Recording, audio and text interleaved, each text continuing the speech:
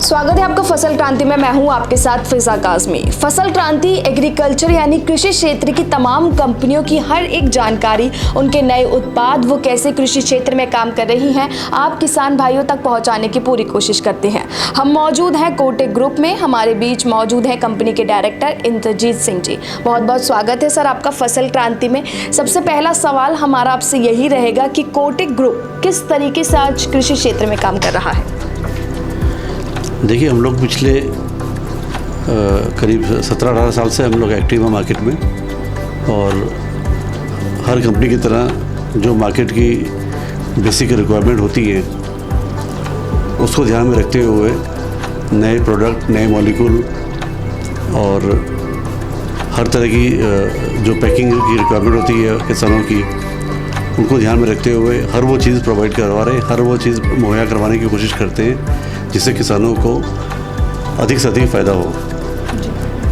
और हम अभी पैन इंडिया मार्केट तो नहीं करते हैं, लेकिन जितने भी स्टेट में हम अभी काम कर रहे हैं उस स्टेट में हर कोने पे, हर डिस्ट्रिक्ट में, हर तहसील लेवल पे हमारा काम हो रहा है।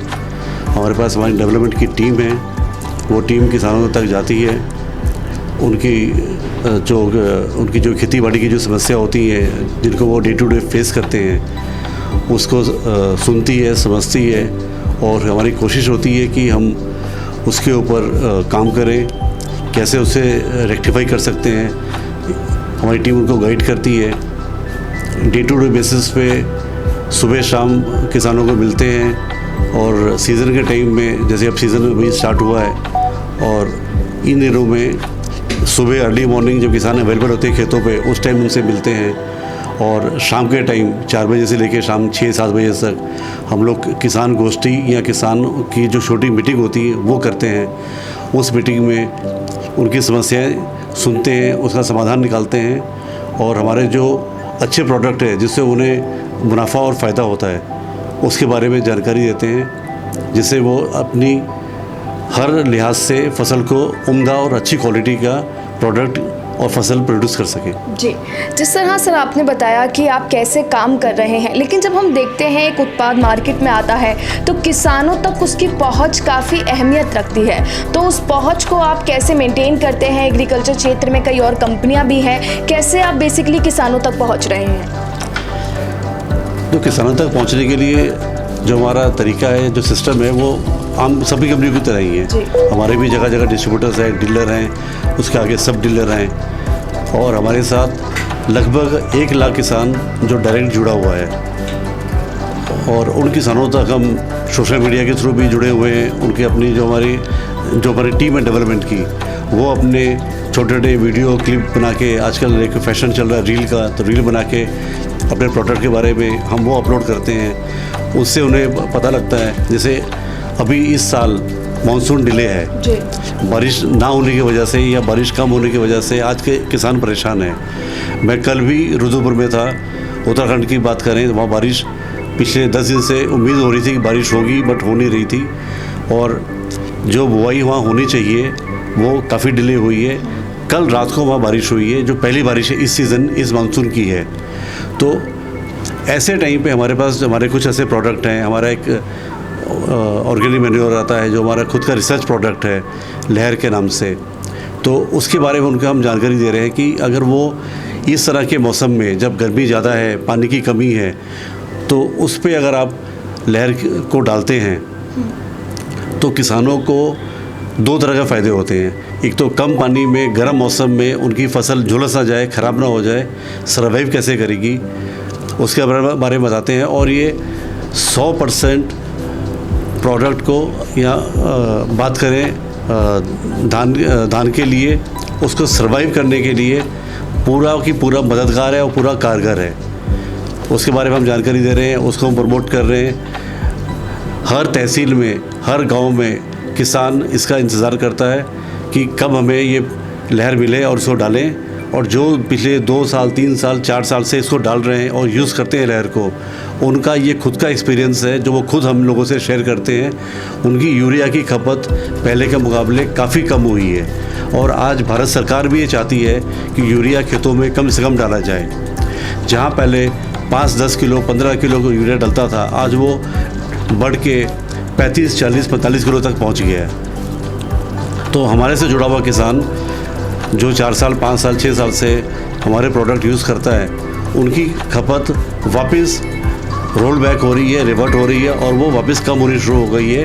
और कई जगहों कई इलाकों में तो उनकी जो खपत है यूरिया वगैरह की वो आधी हो गई है। तो ये उनको एक डायरेक्ट मुनाफा है और यही हमारा उनको मैसेज है कि आप इसे इस्तेमाल करते हैं, यूज़ करते हो, कोई नुकसान नहीं है।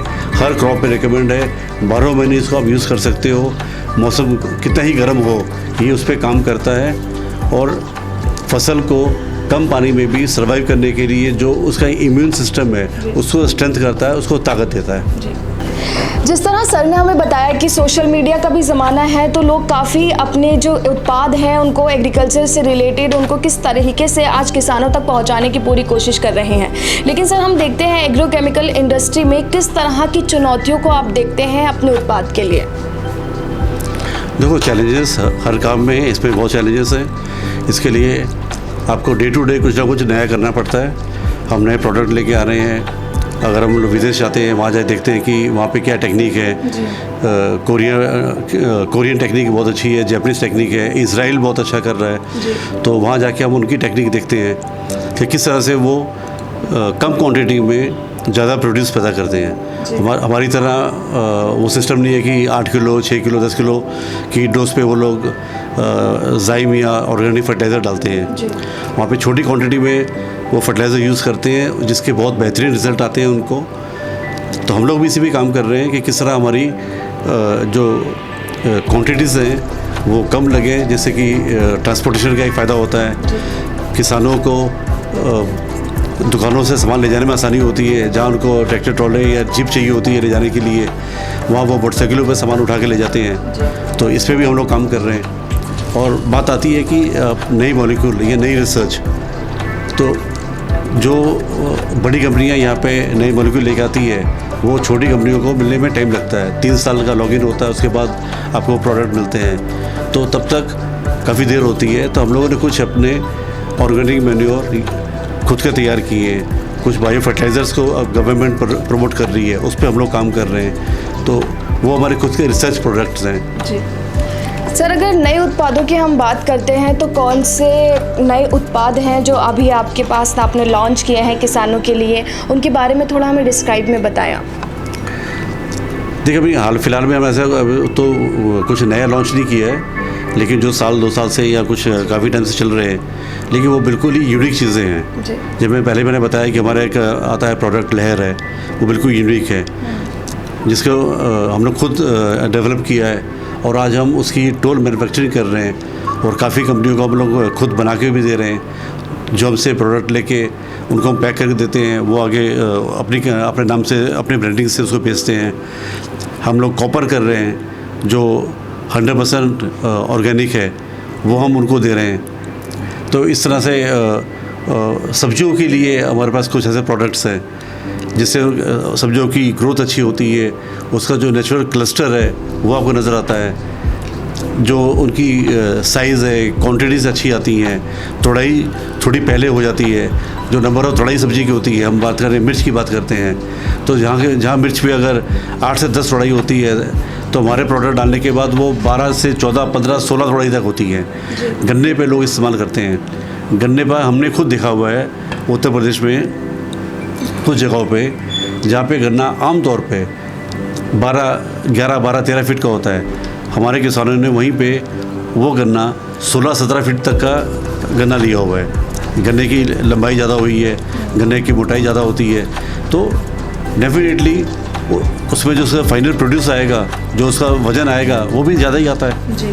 तो फार्मर को इस तरह के फ़ायदे हो रहे हैं, तो हम उस पर ज़्यादा काम कर रहे हैं। और फिर मैंने ये कहा कि जैसे आज गवर्नमेंट ऑर्गेनिक पे ज़्यादा ध्यान दे रही है। हमारी कोशिश है कि हम उसमें नई से नई चीज़ें लेके आए।